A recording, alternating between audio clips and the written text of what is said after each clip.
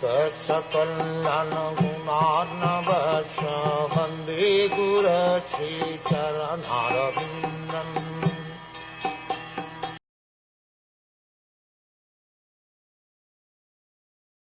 A pure devotee does not accept any kind of liberation, salokya, sashti, samapya, sarupya or ekatva, even though they are offered by the Supreme Personality of Godhead. Lord Chaitanya teaches us how to execute pure devotional service out of spontaneous love for the Supreme Personality of Godhead. In the Shikshashtaka, he prays to the Lord, "O Lord, I do not wish to gain from you any wealth, nor do I wish to have a beautiful wife, nor do I wish to have many followers. All I want from you is that in life after life I may remain a pure devotee at your lotus feet." There is a similarity between the prayers of Lord Chaitanya and the statements of Srimad Bhagwatam. Lord Chaitanya prays, "In life after life," indicating that a devotee does not even desire the cessation of birth and death. The yogis and empiric philosophers desire cessation of the process of birth and death, but a devotee is satisfied to remain even in this material world and execute devotional service.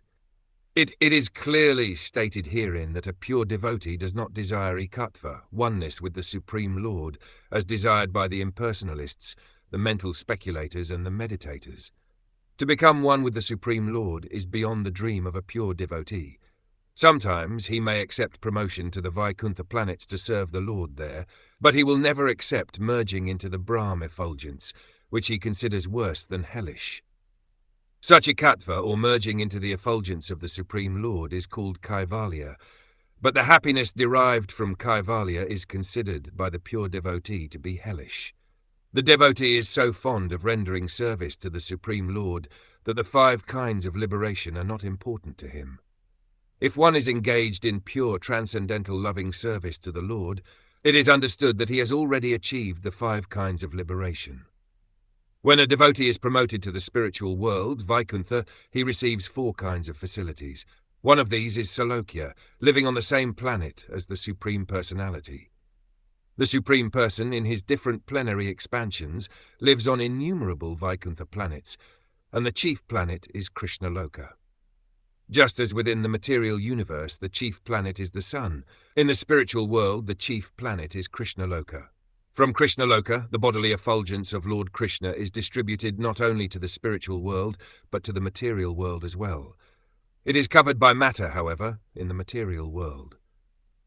In the spiritual world there are innumerable Vaikuntha planets, and on each one the Lord is the predominating deity. A devotee can be promoted to one such Vaikuntha planet to live with the Supreme Personality of Godhead. In Sashti liberation, the opulence of the devotee is equal to the opulence of the Supreme Lord. Samipya means to be a personal associate of the Supreme Lord. In Sarupya liberation, the bodily features of the devotee are exactly like those of the Supreme Person, but for 2 or 3 symptoms found exclusively on the transcendental body of the Lord. Srivatsa, for example, the hair on the chest of the Lord, particularly distinguishes him from his devotees. A pure devotee does not accept these 5 kinds of spiritual existence, even if they are offered, and he certainly does not hanker after material benefits, which are all insignificant in comparison with spiritual benefits. When Prahlad Maharaj was offered some material benefit, he stated, "My lord, I have seen that my father achieved all kinds of material benefits, and even the demigods were afraid of his opulence, but still, in a second, you have finished his life and all his material prosperity." For a devotee, there is no question of desiring any material or spiritual prosperity. He simply aspires to serve the Lord. That is his highest happiness,